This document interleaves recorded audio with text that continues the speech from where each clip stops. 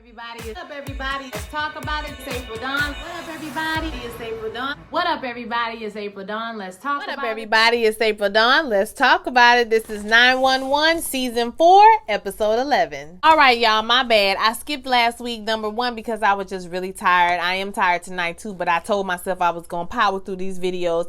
And number two, it was kind of boring. I'm not going to lie to you. So it wasn't really much to talk about. They sent Nia. That was probably the biggest part of the episode, was that Nia went back to her mom, and the struggle they had to do, was giving her back to her mom. And then also the whole thing with May and Thina, and how, May's become friends with this girl that was a bully to her, and Thina didn't like it, and, their relationship and that whole dynamic or whatever. But other than that, child, it wasn't nothing going on in that episode. So this is episode 11. I don't want to waste no time. Let's go ahead and get into it. So we start off this episode with the man asking a security guard to watch his cart while he gets his wife some flowers, a surprise. Now, to our surprise, she is the supervisor at the 911. We hear her on the phone talking to someone, and she sees something, and she jumps out of the car. She runs, and she's like, stop, don't do that. And the car hits her, and it accelerated like they were trying to hit her on purpose, child. So 911 is called by the security guard in the parking lot. They come out there, the whole team comes out there, and they realize who it is. And she has a lot of internal bleeding. She has things going on inside her body. I mean, hell, she been hit by a damn car. And she keeps saying 911, 911, and that's it. And then the security guard says that this doesn't look like it was an accident. The person kept accelerating like they were trying to do it on purpose. So we go into the episode with this whole debate with Thina, Mark, her husband, May, and then, how May wants to move into her new place. So Thina is kind of not fighting it anymore. The fact that her daughter is growing up, becoming an adult, she's just like, okay, that's fine. If you feel like that's what you want to do and you've been thinking about it, you've been saving, I think it's a great idea. And everyone around her seems to be so shocked because we all know how Thina is, right? So this is shocking to everyone that she's so easygoing about this situation. Even May, okay? Even May is shocked about the situation. So Bobby comes down and he tells everyone about Sue. Now at the job, the same thing is going on. They're telling everyone at work about Sue and what's going on, with the situation, what they know, what they don't know. And Abby tells Josh that maybe he should go home and he should not, be at work. And he says, no, he's going to stay there and work because that's what Sue would want them to do.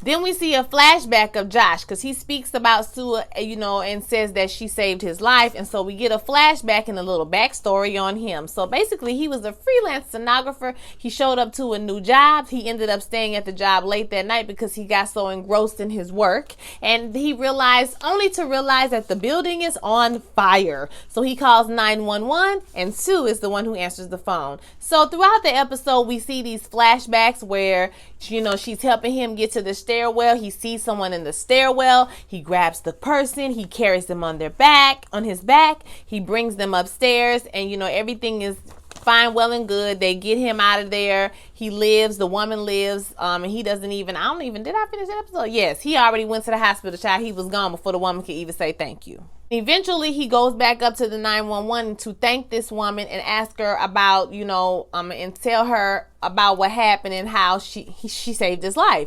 And so he says that he's a stenographer, but he doesn't know if he wants to do that anymore. And she says, well, maybe you want to do, what I'm doing. Do you think that you would be interested in that? And so we see this is how it became his career, right? But we have that backstory for him for this whole episode. You see, Buck talks to his friend, the reporter. I still don't know her name. Basically, he says he's telling her about what happened with the phone call. What happened with Sue, how she got hit by the car. And he says that it was a hit and run. There's no leads, of course, and but the public could help, and maybe she could put it on the news. I did appreciate the fact that he wasn't trying to finesse her, and he actually was being legitimate about what he wanted from her, because he be playing games. So he asked her, could she help? And she was like, she needs more than, that. Tell me more about the call center. Josh tells the team about everything that's going on with Sue, and they tell them counselors going to be available if anyone wants to talk. So then we get our barrage of phone calls. We have a crazy couple. The woman is about to bash the window in. Thina goes out there and the woman says her daughter has been missing for 2 or 3 days. It's you know, that, and this, she broke up with this guy about a month ago or whatever, or she broke up with this guy and he doesn't like to take to word no easily. And so Thena is like, you better tell me what's going on. And he says, I know I didn't mess with that girl. I haven't talked to her in weeks. I've been busy moving in with my mama's, in my mama basement or whatever. And so that was that. So Thena looks into the case, and apparently there's a detective named Nelson who has kind of just pushed this off to the side. Now Thena knows, as an African American woman, when we come up missing, nobody really cares like that. And so that's what has happened in this case. And there's another detective that volunteers to help her after she figures out some leads and how to take it from there. So Josh makes it to the hospital only to find out that she is in surgery. Like I said, Abby offers for him to go home and he refuses to go home, and he tells her that he's scared about what could happen. So then we see Thena and Hen talking about this missing girl and how the cops couldn't be bothered, and basically bringing up this whole issue of race and how black girls, when we come up missing, no one, you know, looks for us. People don't really care that much. We're not on the news, but they still talk about JonBenet Ramsey. They've been talking about her for 20 years, okay? Not to say that they shouldn't. I'm just saying, like, damn, I know it's somebody else that done got, you know, missing, kidnapped in 20 years that we could talk about, right? Ina is worried about May moving out because of this story, and Hen kind of reassures her that, you know, she's gonna be the mother, or she should be the mother that teaches her daughter how to fly, how to soar out of the nest. So because Thena expresses to her about how she doesn't want to be the mom that's the voice of doubt in her daughter's head. She don't want to have that relationship with her daughter because apparently she didn't have the best relationship with her own mother. We see Thena doing some more investigating with the officer. They talk to the co-worker, and we figured out the co-worker has lied to the mama, and the girl that's missing, she liked to gamble. So they showed her gambling. We see her on camera, you know, at a club making all this money. We see that her drink got drugged, I think, by this guy, and they ended up leaving together. And through the investigation, they figure out that the person who hit Miss Sue also is the person who kidnapped this girl because of the same card. They figured out Sue was trying to tell them the license plate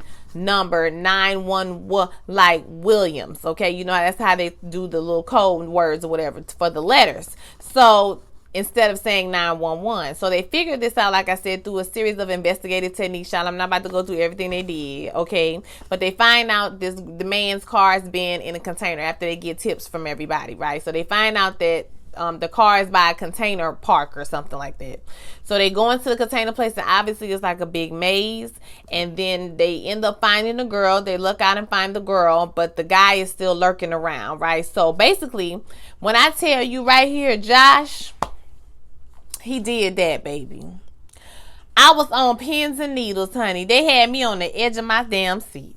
So, baby, Josh realized that the helicopters wasn't coming. They wasn't going to have no view. And basically, his officers was like sitting ducks. And, you know, the firemen, they don't have no bulletproof vests and things. So, you know, he had to be the eyes in the sky, baby. He started piecing that shit together, okay?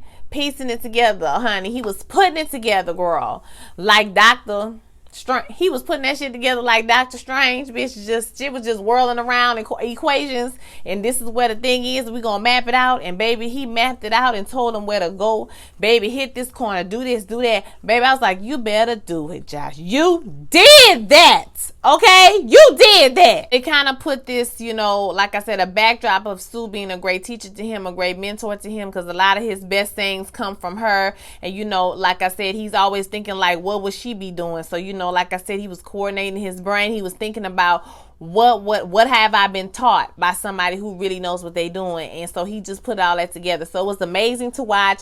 That was the best part of the episode for me, baby. So they captured a man, and all is well in the world of 911. So he goes to see Sue. She's finally awake and feeling a lot better. And so we find out what really happened that night. So she saw the man throwing the girl purse and her belongings in the dumpster, and she saw him putting her in the car. So she tries to stop the car, and then the car hits her. So this is everything that happened that night, you know, that led up. So this is the events that led up to her getting hit by the car, you know, and subsequently being in the hospital. We see the mother reunite with her daughter, and we find out that this is not the first girl, not the second girl, but the third girl this man has kidnapped. And he probably would have gotten away with it had the police let it slip through the crack, which Thena is very upset about. You can tell she don't like that. She don't like that at all. So Thena sits down with Mal and tells her if she wants to move out, that's fine with her. She's a grown woman, but I have made a list of neighborhoods that are acceptable, a number of buildings things that are acceptable. There's some things that you will not have, like balconies and X and Y and Z. Okay, and whenever you pick it, I'm going to come through and look at it. These are my conditions. Some of them are negotiable and some of them are non-negotiable, sis. So I don't know what you decide to do, but I'm going to be in your business. Okay, like that. Maybe not in her business, y'all, but just, really want to know where her daughter is in a good area. So she tells her, okay, I understand. And that was it, child. I was like, what? May not arguing with her? It's what? Then we see Redhead go over and meet with Buck. She has some wine. They're going to celebrate justice and probably do the booty too, but celebrate justice for sure. Then at the end of the episode, we see Sue gets welcomed back into the office. Welcome back, welcome back, welcome back.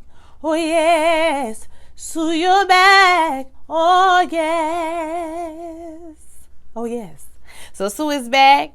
They radioed in, from all over the place and said, happy with Sue, we glad you're back. It was just a beautiful moment. She gets a warm welcome from the crew. Honey, she's back. And then they go right back to doing their job.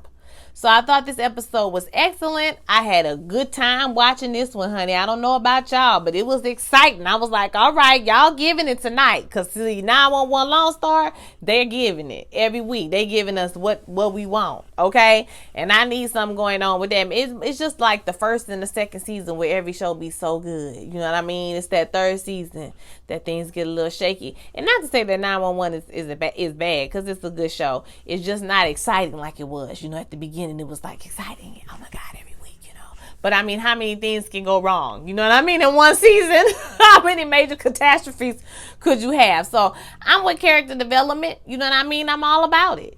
So I thought this episode was excellent. I want to hear what you thought about this episode. So do not forget to like, do not forget to subscribe and share my video with all your friends. And I'll talk to you later. Peace.